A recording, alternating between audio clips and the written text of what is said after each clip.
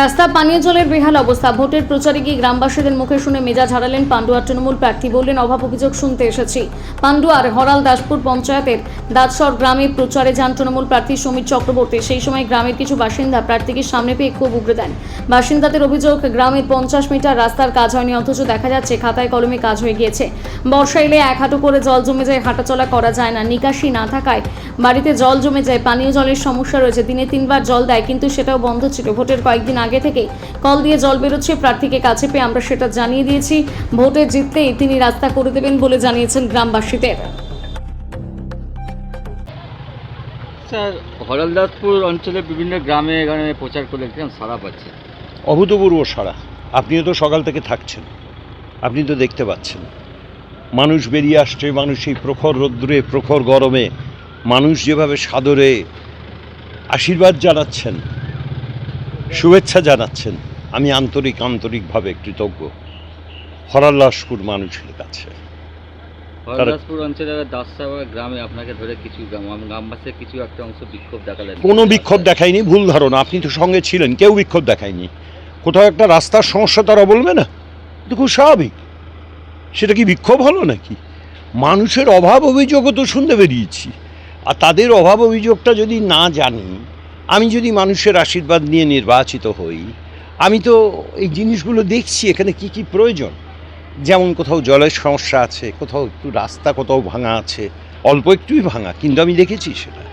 বিক্ষোভ নয় এটা। বিক্ষোভ জানেন না কাকে বলে। এটা তো বিক্ষোভ নয়। তারা তাদের অভিযোগটা জানাচ্ছেন যে রাস্তাটা এত দূর হয়েছে, আবার এখান থেকে শুরু হয়েছে, মধ্যিখানে একটা 10-12 মিটার রাস্তাটা কেন তৈরি হয়নি। ঠিকই তো, আমি সমর্থন করি তাদের।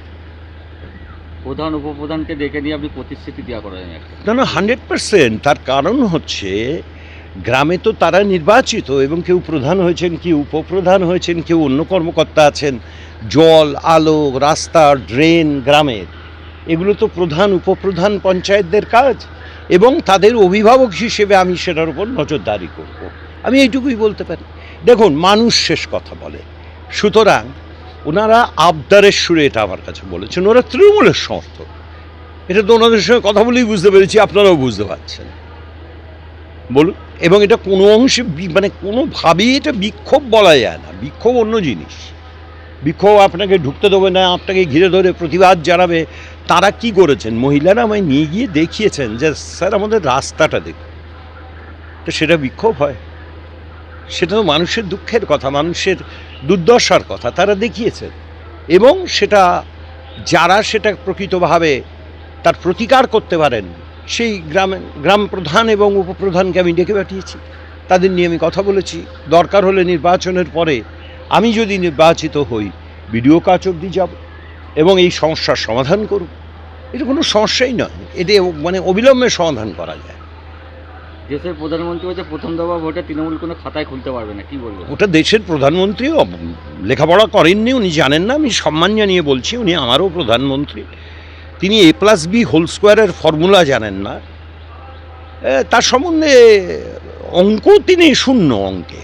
এবং খাতাটা খুলুন, প্রথম দফার নির্বাচনে তৃণমূল কংগ্রেস 105-এর ওপরে যাচ্ছে, যে 152টা হয়েছে। মানুষের রায়, তৃণমূলের ঝড়, মমতা ব্যানার্জির ঝড়, অভিষেক বন্দ্যোপাধ্যায়ের ঝড়, এবং উড়ে গেছে বিজেপি প্রথম নির্বাচনে, মানে প্রথম ফেজের নির্বাচন। এবং প্রথম ফেজের নির্বাচন ইঙ্গিত তৃণমূল কংগ্রেস কিন্তু 230-এর ওপরে যাচ্ছে, এটা নিশ্চিত। আমার রাজনীতিতে অভিজ্ঞতা কম নয়। যেদিন গণনা হবে 4 তারিখ, এই যে 152টা আসন গতকালকে হয়ে গেছে নির্বাচন, এর ফলাফলটা শুধু দেখে নেবেন। হেরে ভূত হয়ে গেছে বিজেপি। তৃণমূলের প্রার্থী আপনাদের গ্রামে আসার সাথে সাথে একটা রাস্তা নিয়ে বিক্ষোভ দেখালেন এবং প্রধান উপপ্রধানকে ডেকে নিয়ে আপনাদের সামনে একটা আশ্বাস দিলেন। ঘটনাটা কি একটু বলবেন, জানাবেন আমাদের? আচ্ছা, আমাদের এখানে যে রাস্তাটার প্রবলেম, ওইটুকু রাস্তা ওই 50 এরম হবে, ওই একটা মিটারে ওই রাস্তাটা হয়নি, কিন্তু কাগজে কলমে হয়ে গেছে রাস্তাটা। ওটা হয়নি, জল দাঁড়ায় 1 হাঁটু, কেউ হাঁটতে পারে না, চলতে পারে না। রাস্তা দিয়ে ড্রেন নেই, বাড়িতে জল চলে যাচ্ছে। তারপরে কোনো জল যে 3 বার করে আসার কথা, সেই জলটা পর্যন্ত আসে না, বন্ধই ছিল। এই 2 দিন ভোটের জন্য 2 দিন দিয়েছে, জল টল কিছুই নেই। তার বাড়ির সামনে সে বেরোতে পারে না, একা মেয়ে ছেলে তার কোনো ছেলে নেই, কিছু নেই, সে বেচারি বেরোতে পারে না, কিছু নয়, একা থাকে। প্রার্থীকে সামনে পেয়ে আপনারা জানালেন? হ্যাঁ, নিশ্চয়ই জানিয়েছি আমরা। প্রার্থী কি জানালো আপনাদের? প্রার্থী বললো আমি জিতলে আপনাদের নিশ্চয়ই দেখবো, এই কাজগুলো আমরা করে দেওয়ার চেষ্টা করব, মানে করে দেবো বলে। প্রধানকে আর উপপ্রধানকে আপনাদের সামনে নিয়ে এসে একটা হ্যাঁ, কথা বললো, কি একটা কথা বলিয়ে দিয়েছে। ও কি তখন কথা বলালো, কি কথা যে, বল? রাস্তাটা জেতার পর আমি যদি জিতি তাহলে নিশ্চয়ই করে দেবো, আপনাদের দেখবো সব কিছু। আমি এই কথা দিয়ে উনি গেছেন, তারপরে জানি না এখন কি হবে, দেখতে হবে। তো এই গ্রামটা কি নাম? পুরো দাঁতসর। কোন পঞ্চায়েত? হরালদাসপুর পঞ্চায়েত। আপনার কি নাম? আমার নাম রীতা ঘোষ। এই গ্রামের বাসিন্দা? হ্যাঁ, নিশ্চয়ই এই গ্রামের বাসিন্দা। এই যে প্রার্থী আপনাদের প্রচারে এসেছিল, প্রচারে আসা প্রার্থীকে গ্রামবাসীরা ধরে দেয় একটা বিক্ষোভ দেখার রাস্তা নিয়ে, সেখানে প্রার্থী আপনাকে ডেকে একটা প্রতিশ্রুতি দেওয়া হয় রাস্তাটা ঠিক করে দেবে, কি ঘটনাটা কি একটু যদি জানান আমাদের। হ্যাঁ, আমি তো এসেছি, দেখলাম, ব্যাপারটা জানলাম। তো এটা আমার পর আমার সমাধানের কাজটা ধরা আছে। আমি ভোটটা মিটে যাক, রাস্তাটা ব্যবস্থা করে দিচ্ছি। আগে তো জানতাম না, তাই আজকে জানলাম, এটা ব্যবস্থা করছি। গ্রামবাসীরা কি এটা আশ্বস্ত হলো? হ্যাঁ, এটা আমি করে দেওয়ার চেষ্টা করবো। আসলে তো ওনাদের ঘরে বলা হয়েছে করে দেওয়ার জন্য, করে দেওয়া হবে। কি নাম আপনার? রুনা ক্ষেত্রপাল। কি পোস্টে আছেন আপনি? প্রধান, হরালদাসপুর গ্রাম পঞ্চায়েত। হরালদাসপুর গ্রাম পঞ্চায়েতের প্রধান।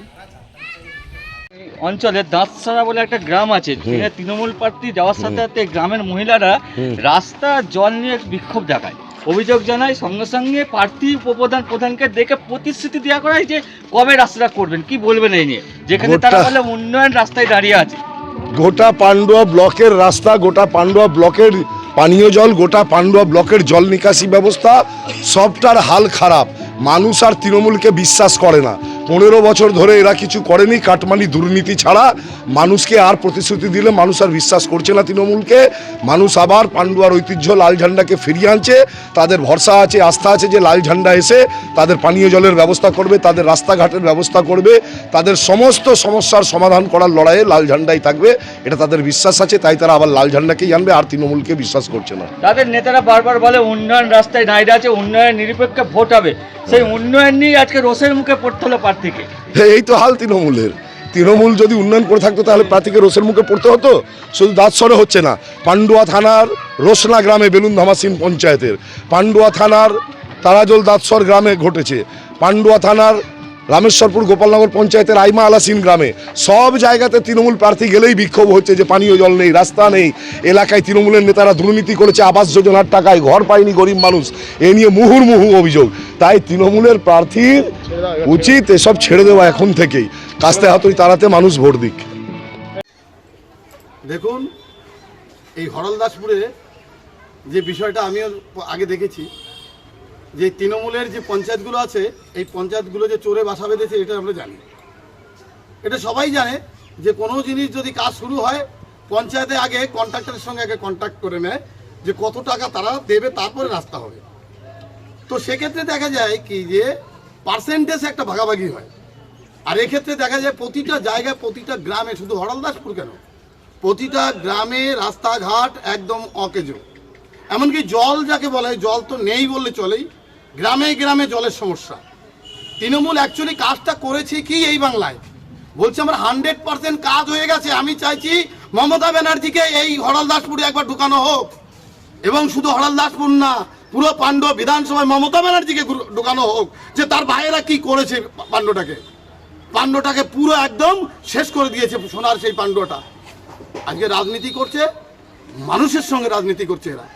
এরা উন্নয়নের কোনো কাজ করে না, শুধু মানুষের সঙ্গে রাজনীতি করে মানুষকে ধ্বংসের পথে নিয়ে গেছে। রাস্তাঘাট যেমন ধ্বংসে গেছে, তেমন মানুষকে ধ্বংসে গেছে। আজকে দেখুন, আপনারা ভাবুন, চাকরি খেয়ে ফেলেছে, শিক্ষা পুরো খেয়ে ফেলেছে, স্বাস্থ্য খেয়ে ফেলেছে, বাংলাটা কি রেখেছে? রাস্তা তো স্বাভাবিক বিষয় আছে, সবই তো খেয়ে ফেলেছে, কিচ্ছুই তো নেই বাংলায়। আবার বলছে 100% কাজ করেছে। ওনাকে একবার নিচে এসে দেখা উচিত। ওই কালীঘাটের ওই যে হরিশ চ্যাটার্জি স্ট্রিট, যেটা হচ্ছে কালীঘাটের এখন হয়ে গেছে ব্যানার্জি স্ট্রিট, ওইখানে থাকলে হবে না, একদম পাড়ার বুথে ঢুকতে হবে। বুথে ঢুকুন, কি দেখুন, আমরা ঢুকছি, আমরা জানি, আমরা পান্ডুয়ার নারীতে বুঝি, কারণ পান্ডুয় আমরাই থাকি, পান্ডুর কষ্ট আমরা বুঝি। আমরা ভারতীয় জনতা পার্টি করি ঠিকই, কিন্তু পান্ডুর ছেলে আমরা।